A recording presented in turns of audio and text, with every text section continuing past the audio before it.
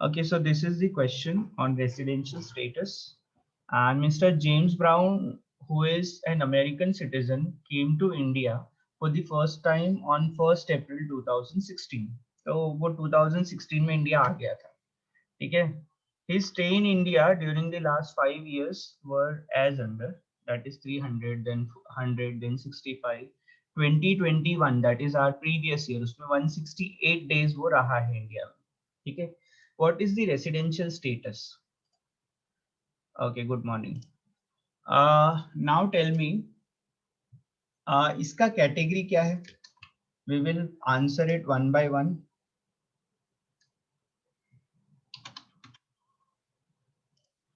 चलो. First is category. Okay. What is the category of this person?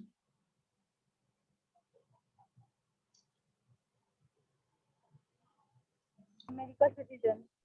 American. Okay. Good. I think मैंने link कल डाला था, कुछ लोगों को डाउट हो रहा है क्या?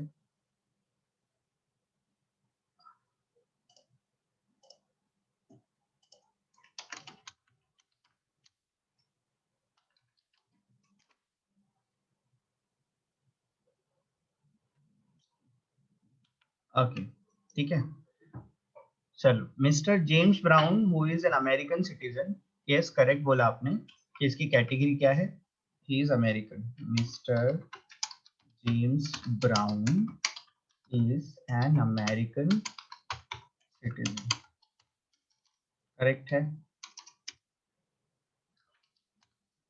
Okay, now the condition. अगर वो अमेरिकन सिटीजन है तो इसके ऊपर कौन सी कंडीशन अप्लाई होगी या कितनी कंडीशन अप्लाई होगी? दोनों अप्लाई कर सकते हैं हम लोग, Yes, sir. है ना. इधर तो कोई एक्सेप्शन नहीं है, एक्सेप्शन सिर्फ इंडियन के लिए है ना. तो यहाँ पे आप कैसे लिखेंगे? मिस्टर जेम्स, पूरा नाम नहीं लिखा है इसको. James brown will be resident in India if he satisfy any of the below two condition. ठीक है. Okay, so what are the two conditions? First,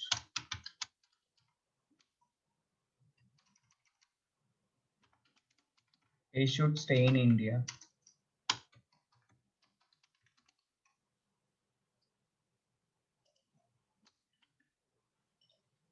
Or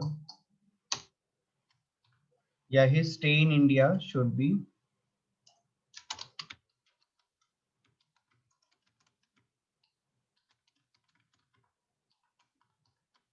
minimum. कितना चाहिए? बोलो,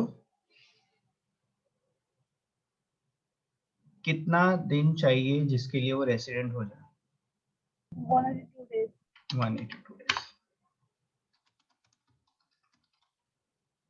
during previous year.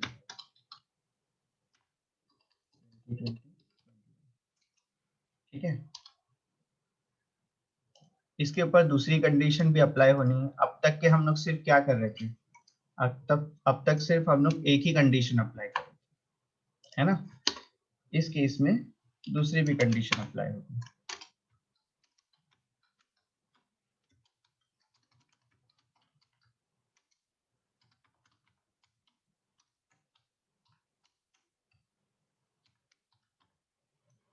Sixty days during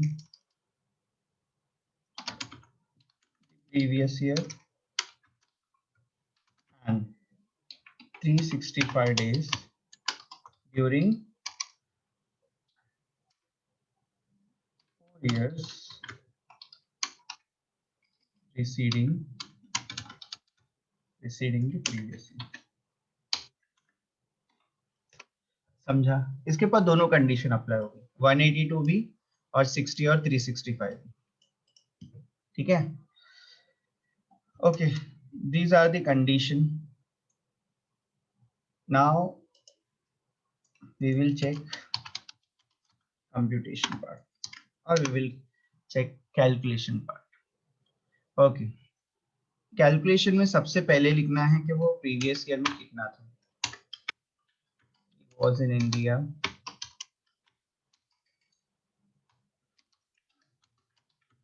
और मुझे बताओ question में देखिए वो प्रीवियस ईयर में कितना डेज था इंडिया में.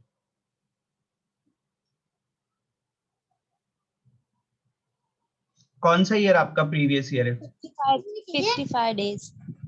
कौन सा ईयर आपका प्रीवियस ईयर है बेटा, वो बताओ.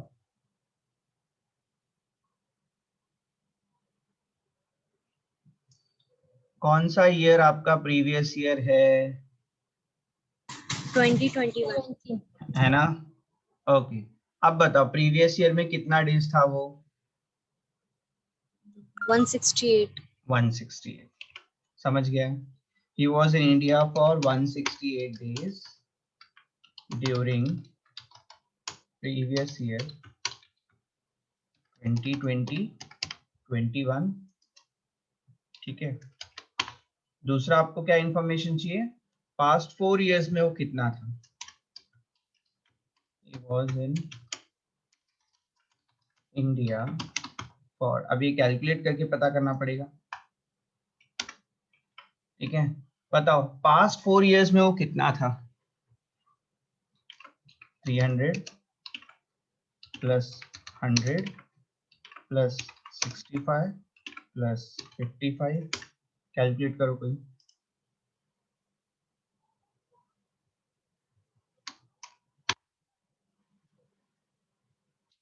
बोलो. 300 प्लस 100 इज 400. 520 बराबर. लॉक कर दो इसको. Yes, sir. Okay, 3 days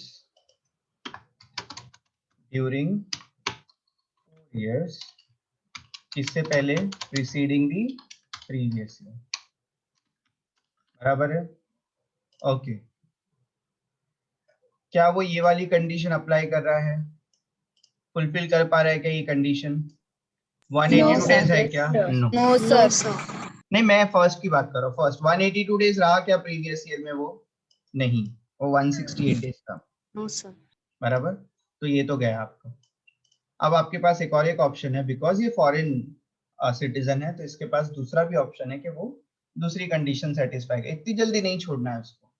we will make him resident, we will try to make him resident with second condition, और वहां पर अगर हो गया तो फिर अपन उसको ट्रीट करेंगे रेसिडेंट वाली. ओके, क्या वो सेकेंड कंडीशन पूरी कर रहा है? मतलब minimum 60 days in the previous year और minimum 365 days in 4 years preceding the previous year. क्या वो ये वाली कंडीशन पूरी कर पा रहा है? यस. Yes, sir. यस, है ना? प्रीवियस ईयर में उसको मिनिमम 60 डेज रहना था तो वो उसके ऊपर ही है ना? और 365 रहना था तो वो भी उसके ऊपर ही है ना? तो दूसरी कंडीशन वो कंप्लीट कर ले रहा है. तो कैटेगरी को बोल्ड कर रहा हूँ, कंडीशंस को बोल्ड कर रहा हूँ, and computation part is this. ठीक है, now is our conclusion. Okay, what is your conclusion regarding Mr. James?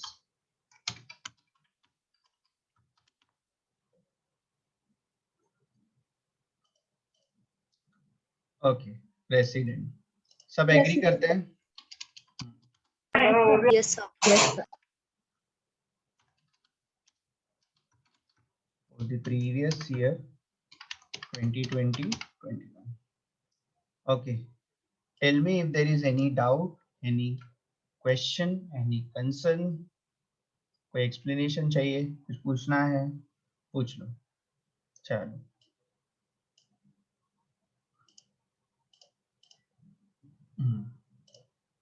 अब इसको मैं स्क्रीनशॉट लेके आपके ग्रुप में भेज देता हूँ.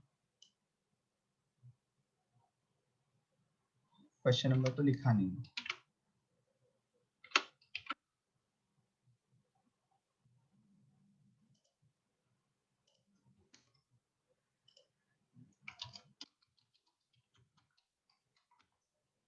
Question number 3.6. ठीक है. Now I take the screenshot and put it in your book.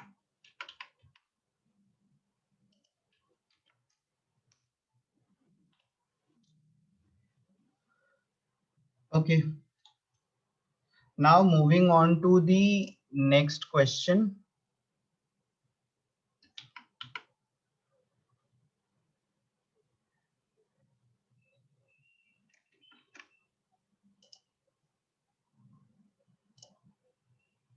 Okay, this is the question.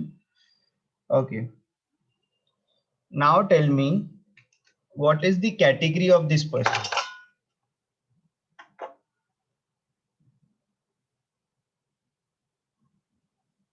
Screen is shared, no? हाँ, Sir, एकदम Indian citizen. Indian citizen. आगे Indian citizen coming on a visit है शायद. क्या है? है ना? तो लिख लो.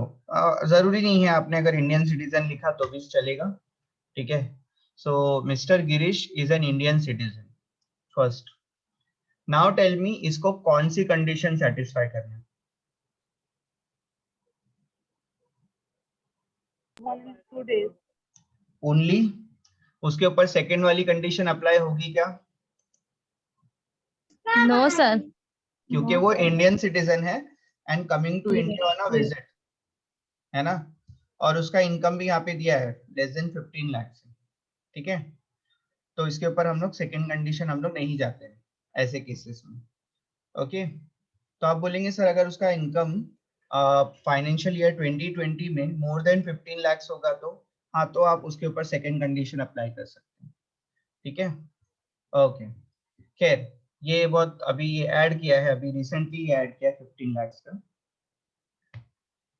Mr. Girish, who is an Indian citizen, returned to India on 1st July 2019 on a visit and left on 31st December 2019. Okay. तो उसके बाद की उसके आने की डिटेल फिलहाल तो इस ईयर में नहीं है. ठीक है. But he was in India for more than 400 days during the financial year 2017-18, 18-19. He again came on a visit to India on 1st August 2020 and left on 31st December 2020. ठीक है. What is his residential status for the assessment year 2020, 21 and 2020, 21, 22? तो 2 साल के लिए आपको बोला है ना? सो 2 ईयर की डिटेल भी दिया हुआ है आपको, 1920 की भी डिटेल दिया है और 2021 की भी डिटेल दिया हुआ है. ठीक है. सो खैर, आपको दोनों ईयर के लिए कुछ नहीं करना है, आपको सिर्फ मुझे बताना है कि 2021 में, ठीक है, मतलब वो 1920 में कितना डेज इंडिया में था. चलो देखते हैं कौन सा बच्चा बताता है कि वो 2021 जो आपका प्रीवियस ईयर है उसमें वो कितना डेज इंडिया में था. देखें कितने अच्छे से आप कैलकुलेट करते हैं. 2021 में वो कितना डेज इंडिया में था? किसी ने बोला 184. ओके. बीबी हाजरा ने बोला ओके 184 बोला. कैलकुलेट करो. आपने कैलकुलेट किया किधर से है? आपने 1 जुलाई से तो नहीं कैलकुलेट कर दिया, वो 1920 का डेटा है बेटा. आपका जो प्रीवियस ईयर है वो 2021 का है. तो आपके प्रीवियस ईयर में वो कब आया है इंडिया में? वो 1 अगस्त को 2020 को आया. ठीक है. और गया कब है? 31 दिसंबर. तो आपको अगस्त के 31, ठीक है, अगस्त के बाद अगस्त, सितंबर, अक्टूबर, नवंबर, दिसंबर. तो I think Nidhi is right, it should be 92. और कोई कैलकुलेट करके बताओ. अगस्त के 31, सितंबर के 30, अक्टूबर के 31, ठीक है, अक्टूबर फिर नवंबर के 30, दिसंबर के 31, देन आई डोंट नो फिर ये, हाँ 153 है. कोई कंफर्म करो क्योंकि मुझे बहुत अलग अलग आंसर मिल रहे हैं इसीलिए, या तो मुझे कैलकुलेट करना पड़ेगा. कौन राइट है मुझे पहचानना बहुत मुश्किल हो जा रहा है. कैसे लेकिन 92 कैसे होगा? 3 मंथ से तो ज्यादा है.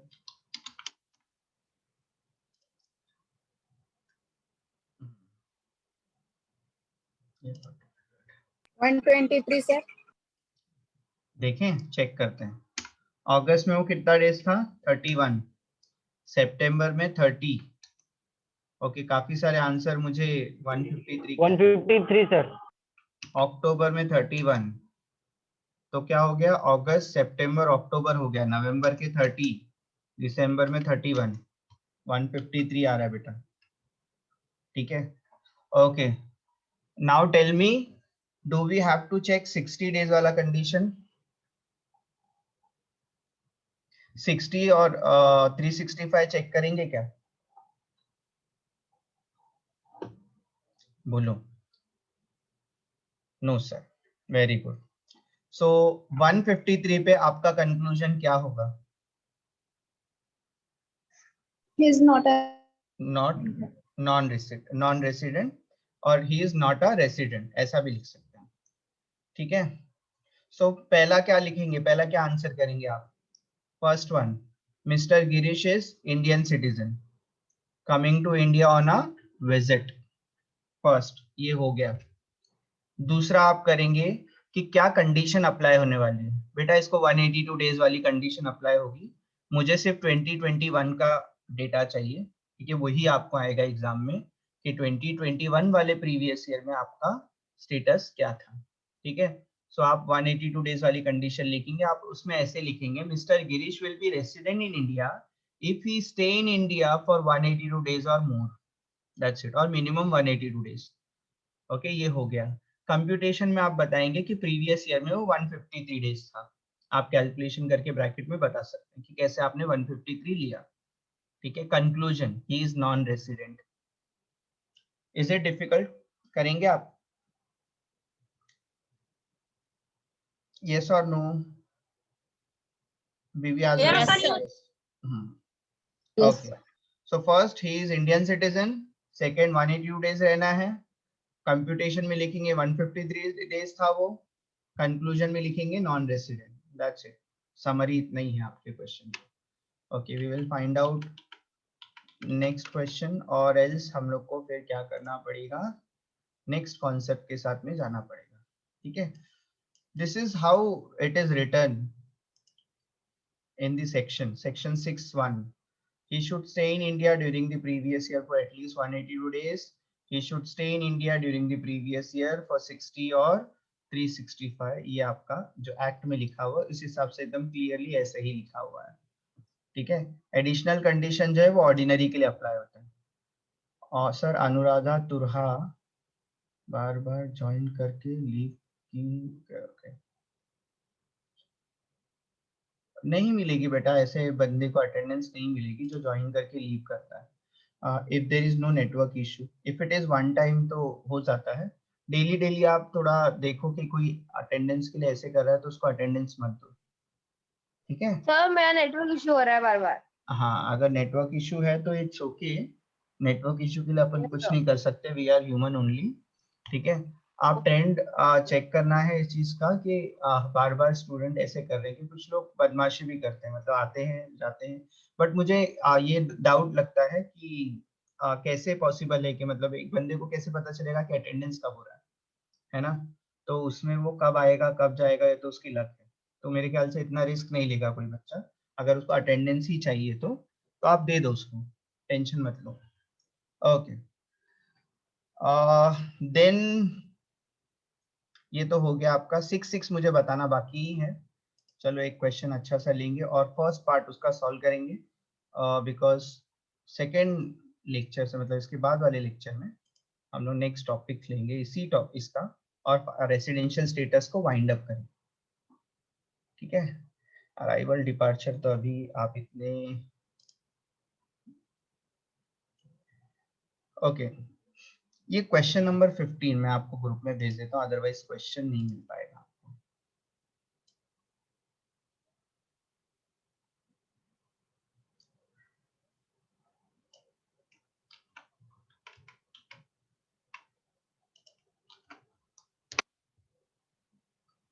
ठीक है, I send the question in the group and I have the question with me here. देखो, Mr. John was born in UK in the year June 1988। इससे क्या समझ में आता है आपको?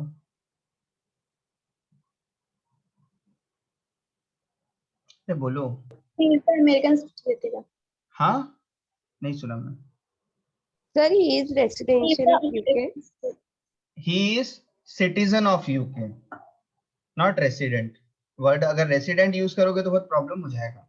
तब तो हम लोग चेक क्या करेंगे, फिर हम लोग चेक कर रहे हैं रेसिडेंशियल स्टेटस। यस, अगर वो बॉर्न एंड ब्रॉट अप अगर यूके में है तो वो फॉरेन सिटीजन है, या फिर आप यूके सिटीजन उसको बोल सकते हैं। ओके, तो आपकी कैटेगरी डिसाइड हो गई। Mister UK, sorry, mister John is citizen of UK. ठीक है। Okay, what is the use of it? क्या यूज है इसका?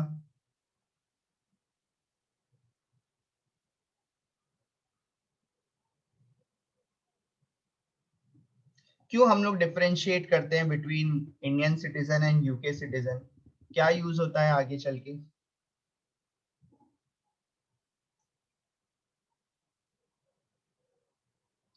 बोल दो, जो आए मन में वो बोल दो। Tax sir. नहीं, हमारे कैलकुलेशन पे, रेसिडेंशियल स्टेटस के कैलकुलेशन पे क्या यूज, उसका इफेक्ट क्या पड़ेगा? वो इंडियन है या वो यूके सिटीजन है, उसका रेसिडेंशियल स्टेटस पे क्या इफेक्ट पड़ेगा? इंडियन के लिए कितनी कंडीशन चेक करते हैं? Only one. Only one. और अगर फॉरेनर हो तो? Obviously there are certain exceptions, लेकिन अगर देखा जाए, yes, I think they paid more tax rather than Indian. नहीं बेटा, इंडियन को तो टैक्स बहुत पे करना पड़ता है। फॉरेन भी यहाँ पे पे करे, इसके लिए आपको उसको रेसिडेंट बनाना पड़ेगा। एंड एक इंडियन और एक फॉरेन सिटीजन में फर्क नहीं हो जाएगा अगर दोनों रेसिडेंट है तो। ठीक है। तो mister John and mister Girish एक जैसा टैक्स पे करेंगे अगर दोनों रेसिडेंट है तो, चाहे वो कोई भी कंट्री के सिटीजन हो। तो इसलिए citizenship and residential status is the two different story. तो दोनों को आपस में मर्ज करने की हम लोग को है ही नहीं। ठीक है। वो फॉरेनर है इस वजह से वो ज्यादा टैक्स पे करेगा, ऐसा कुछ नहीं। इनकम टैक्स में ऐसा कुछ नहीं। ठीक है। आप वो अगर इंपोर्ट ड्यूटी वगैरह की बात करेंगे तो बाहर से आ रहा है तो उसकी वैल्यू ज्यादा होगी, तो वो आप बोल सकते हैं। ठीक है, उस पर टैक्सेस ज्यादा होंगे, वहां पे हो सकता है ऐसा। लेकिन इनकम टैक्स के हिसाब से तो ऐसा नहीं है कुछ। ठीक है। ओके, यहाँ पर सिर्फ इसीलिए डिफरेंशिएट करते हैं हम लोग between Indian citizen and UK citizen और फॉरेन सिटीजन। हम लोग डिफरेंशिएट इसलिए कर रहे हैं because which condition to apply. अगर हमने रॉन्ग कंडीशन अप्लाई कर दिया तो फिर हमारा पूरा कंक्लूजन जो है रॉन्ग ड्रॉ हो जाएगा, है ना। It is very important to understand between these two story. ठीक है। ये यूके ये फॉरेन सिटीजन है, इसके लिए हम लोग ऑब्वियसली कभी भी एक कंडीशन नहीं रखेंगे। इसके लिए दो ही कंडीशन होती है, कोई भी फॉरेन सिटीजन के लिए दो ही कंडीशन होती है। आंख बंद करके आप अप्लाई कर दो। इंडियन में कैटेगरी अलग अलग है। ठीक है। अब वो एम्प्लॉयमेंट के लिए गया रहेगा तो एक ही कंडीशन अप्लाई होगी। विजिट के लिए इंडिया में आया है तो भी एक ही कंडीशन अप्लाई होगी। और इंडियन ओरिजिन से है, विजिट के लिए इंडिया में आया तो भी एक ही कंडीशन अप्लाई होगी। ठीक है।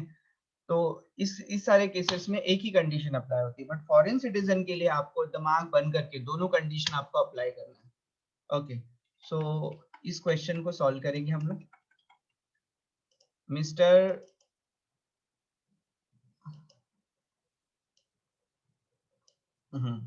John is citizen of UK और यूके सिटीजन। ठीक है, ऐसे आप लिख सकते हैं। ये फर्स्ट है, तो यहाँ पर जॉन की जगह पे, जेम्स की जगह पे मैं सिर्फ ये रिप्लेस कर देता हूँ। बाकी everything is going to be same. ठीक है। उसको दोनों में से कोई कंडीशन सेटिस्फाई करना है। Now we will have to compute कि प्रीवियस ईयर में कितना था और उससे पहले 4 इयर्स में वो कितना था। तो ये क्वेश्चन में डेटा दिया होता है। Okay, he came to India for the first time on 1 April 2015। वो 1 अप्रैल 2015 को आया था and started business in India. He went back to UK on 10th August 2020. He again came to India on 14th November 2020 and returned to his country UK on 28th January 2021, determining his residential status for the assessment year 2021-22. अच्छा, तो मेरा question ये है कि वो 1 अप्रैल 2020 से लेकर, ठीक है, 1 अप्रैल 2020 से लेकर 31 मार्च 2021 तक के, मतलब 2020 और 21 इस बीच में वो इंडिया में कितना था। तो पहले आपको पता करना पड़ेगा कि वो ये ड्यूरेशन में कब इंडिया में आया, 2020 और 21 में, ठीक है। ओके, तो मुझे आप बताइए, सबसे एकदम कॉमन क्वेश्चन मैं आपको पूछता हूँ कि वो अप्रैल 2020 को इंडिया में था क्या? अप्रैल 2020 को वो इंडिया में था क्या? No sir. नहीं था।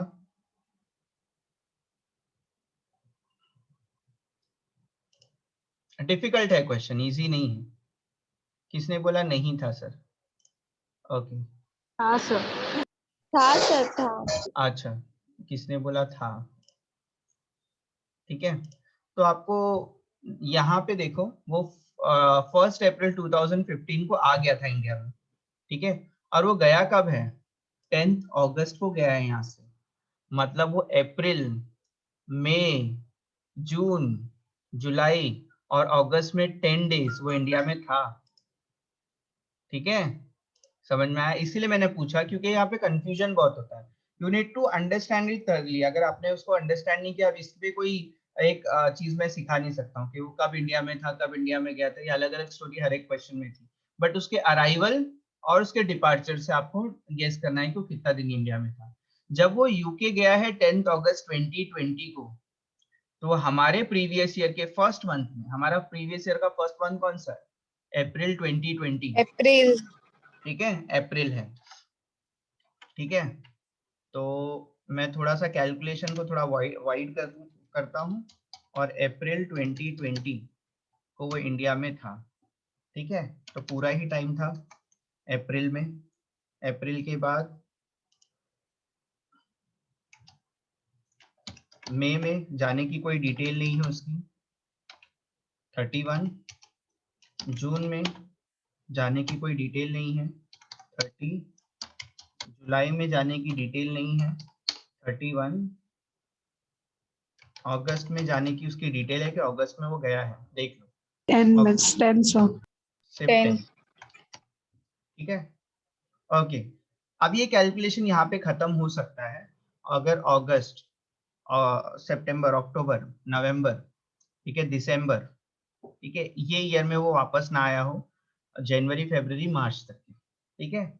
लेकिन वापस से इसके आने की डिटेल है, कब आया है वो? He again came back to India on 14 November, ठीक है।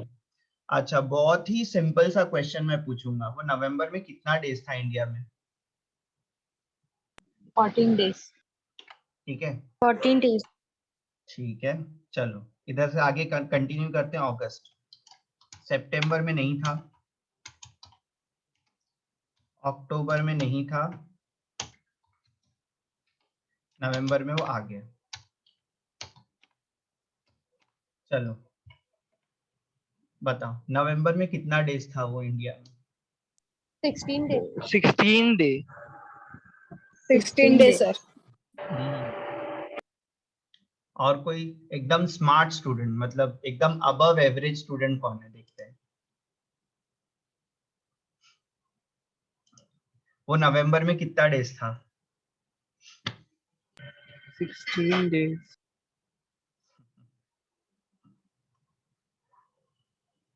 Okay 17 days। बीबी आजरा ने करेक्ट आंसर दिया है, 17 डेज। चलो ठीक है।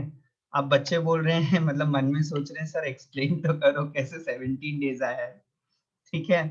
बेटा वो 14 को आ गया था, 14 काउंट होगा उसका, ठीक है। तो नवंबर में आप अगर गलती से भी नवंबर के डेज -14 कर रहे हैं तो बहुत गलत कर रहे हैं आप, क्योंकि 14th डे पे वो इंडिया में था, ठीक है। तो जब भी आप date of arrival, date of departure, first lecture में मैंने आपको बताया था कि date of arrival, date of departure दोनों काउंट होगा। तो 14 को आप काउंट नहीं कर रहे हैं अगर 14 माइनस कर रहे हैं तो, ठीक है। तो अगर मैं ये पूछूं कि कितना दिन वो इंडिया में नहीं था, तो आप आंसर बराबर देंगे सर 13 डेज वो इंडिया में नहीं था नवंबर में। तो अगर 13 डेज नहीं था तो कितना डेज था फिर इंडिया में? 17 डेज होगा ना उसका आंसर। 17. तो इंस्टेड ऑफ डिडक्टिंग 14 आप 30 में से 13 माइनस करो, 14 मत माइनस करो। 14th डे पे वो इंडिया में था, वो काउंट होगा उसका। ठीक है, तो नवंबर के डेज माइनस आप 13 करेंगे, 14 नहीं करेंगे, आपको आंसर बराबर आएगा। गया वापस है वो जनवरी में, तो दिसंबर में वो इंडिया में था। कितना डेज होता है दिसंबर में? 31. 31. जनवरी में जाने की डिटेल्स है उसकी। And he return to his country UK on 28 January. तो जनवरी में कितना डेज था वो? 27. 27. वाह, क्यों डिपार्चर छोड़ दिया? 28। 28 सर। हाँ ठीक है, आप ना ही डेट ऑफ अराइवल छोड़ सकते हैं, ना ही डेट ऑफ डिपार्चर छोड़ सकते हैं। ठीक है, तो ये चीज ध्यान देना, दोनों डेज को इंक्लूड करना है आपको। ठीक है, तो 14 को आ गया, 14 से स्टार्ट हो जाएगा मीटर। ठीक है, दिसंबर में तो चलता गया, जनवरी में वो वापस जा रहा है अपनी कंट्री, तो 28 जनवरी तक के आप क्या करेंगे, उसको काउंट करेंगे। Okay, that's what I am saying, this is not easy, but आपको थोड़ा ध्यान से करना है चीज। ठीक है, बाय द वे अगर आप मेरे से पूछें कि मेरा फेवरेट चैप्टर रेसिडेंशियल स्टेटस है, तो I would say no, because of dates only. मुझे डेट्स वगैरह पसंद नहीं। नाउ कैलकुलेट कि वो प्रीवियस ईयर में कितना डेज था। 108, sir. 100 है, कर लिया आप लोगों ने टोटल। 208, 200 तक के तो नहीं जा रहा है लग रहा है मुझे। 30 30 30 जा भी रहा होगा, देखता हूँ, चलो कैलकुलेट करते हैं।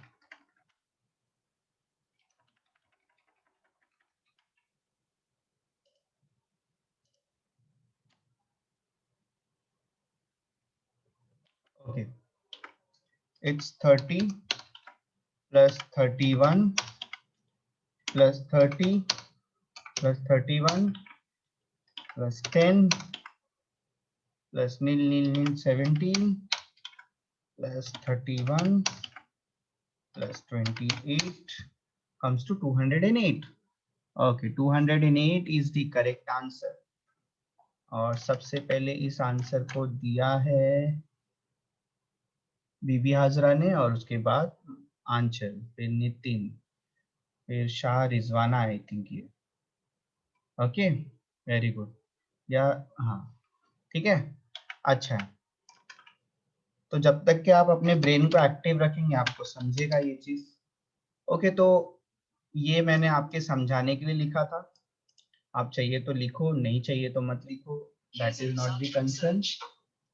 ओके, तो टोटल वो 208 डेज था। Even without checking second condition also you can declare कि वो क्या है, रेसिडेंट है, क्योंकि उसने फर्स्ट कंडीशन सेटिस्फाई कर लिया है, उसको जरूरी नहीं है सेकेंड कंडीशन सेटिस्फाई करने की। ठीक है, बट देखते हैं प्रीवियस 4 ईयर में वो कितना रहा है। इसके बाद का सारा ऑप्शनल है, क्योंकि वो 208 डेज रह चुका है इंडिया में। ठीक है, बट 4 इयर्स में कितना डेज था वो इंडिया में। ओके, तो प्रीवियस 4 ईयर कौन कौन से हैं? 2020 और 21 को छोड़कर। ठीक है, अब मैं आपसे पूछता हूँ कि प्रीवियस 4 इयर्स में वो कितना डेज था इंडिया में, तो आप क्या बताएंगे?